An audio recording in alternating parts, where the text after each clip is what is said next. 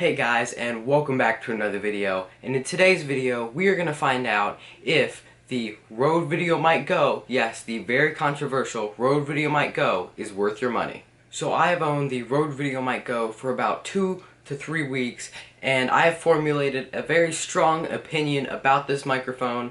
Now I'm just going to go over the base stats about this thing real fast just to get out of the way, so in case you haven't watched any other reviews, you know what to expect when you're getting this microphone. This microphone is $100 US, so $99.99 retail in the US. You can get a dead cat for it, which is right here, and that costs $30, so you're looking at about $130 if you get the full Rode VideoMic Go experience. And it comes with the cord, the microphone, and the little normal, I guess, foam piece that goes on the microphone. This is what it looks like normally without the weird foam piece on it, but I mean that just kind of gives a microphone its look, in my opinion. It has a Rycote, I guess, shock absorber mount with a metal cold shoe and screw down for that, so it can go on your camera super easy. I have a Canon M50 right here, just to show you. Slide it on, goes like that, and then you go ahead and you plug it into your microphone jack, super easy, and then it's ready to go because you don't have to put any batteries in this or anything. You just plug it into your microphone, mess with the preamps in the camera, and then it's just ready to go, and it will just automatically just start recording into your camera's video file, which is super easy, and that's a big reason why I went for the Rode VideoMic Go. Now, if you have watched any videos about the Rode VideoMic Go, you know there's a lot of people complaining about how it picks up a lot of interference from EMFs, Wi-Fi routers, computers, phones, even other cameras, and with my experience, that is very true. Now, I got this in a bundle with the Canon M50 video creator kit. It came with the Canon M50, a 15 to 45 millimeter kit lens, which is the standard kit lens for the Canon M50, 32 gigabyte SD card, and the Rode VideoMic Go. And I was super happy, and I saw a lot of complaints, but all those complaints were with the Canon 80D mostly. There were some other Canon DSLRs and Sony cameras that were having this interference popping noise trouble with this microphone. So I thought, if Canon's selling the kit with the Canon M50, it has to be fine, right? That is not the case.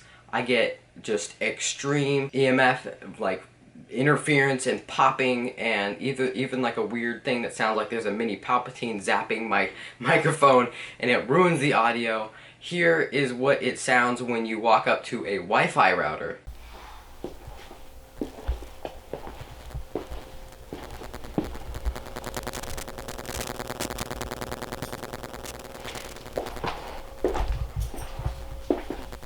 Yeah, that is pretty bad, and if you're trying to talk and that just totally ruins the audio, it will pick up that EMF popping noise no matter where you are. I've even been outside and it got interference from my other camera, my RX100 Mark IV, with the Wi-Fi off. It's not because I have the Wi-Fi on the camera, it's just totally random. You can have it off, on, doesn't make a difference. It will, like 1 out of 8 times, every time you hit record, pick up that EMF interference. So think about if every 1 out of 8 video clips you film, every 1 out of 8 times you press the record button, and that audio is ruined for that whole bit.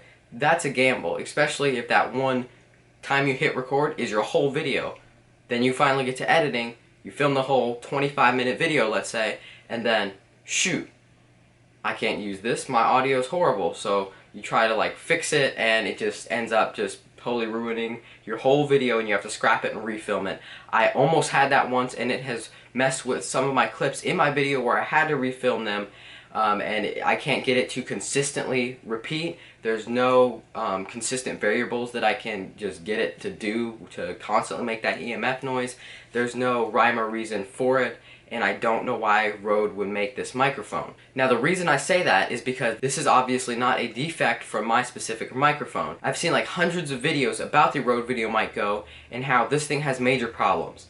So it's not me. Everybody, like if that's a smaller creator that goes for this Rode VideoMic Go, has this problem.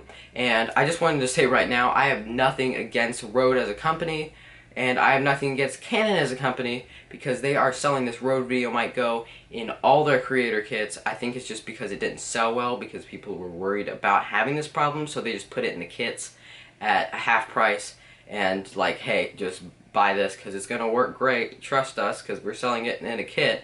but that's not the case. So I would advise to completely avoid this microphone. And another troubleshooting DIY hack that you can do is put tinfoil around your microphone.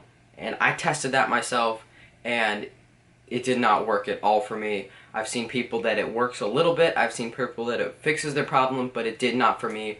I can put like up to 10 layers of tinfoil on this where it looks really bad and you look like a conspiracy theorist trying to avoid them aliens or something. And I still got the popping noise when I was trying to film videos, and it was really bad. And here's a little footage of how it looks with the crazy tinfoil on. So here is the Rode VideoMic Go with the tinfoil on it. This is, I think, like 6 or 7 layers of tinfoil, and it gets pretty thick. And if you do not use the dead cat, it's really ugly and you can see it. So if you're gonna get a Rode VideoMic Go without a dead cat, it looks extremely horrible. Also, you can cover this in jack and the little connector, the microphone connector, with tinfoil too, and that does nothing. I have tested it both ways. That does not reduce the popping noise. So in case you wondered what it looks like with tinfoil on it, that's what it looks like, and it does not do anything to reduce the noise. And here is the popping noise with the tinfoil on, if you just wondered if that made any bit of difference. This is me doing the exact same thing as I did earlier, walking straight towards my Wi-Fi router and back.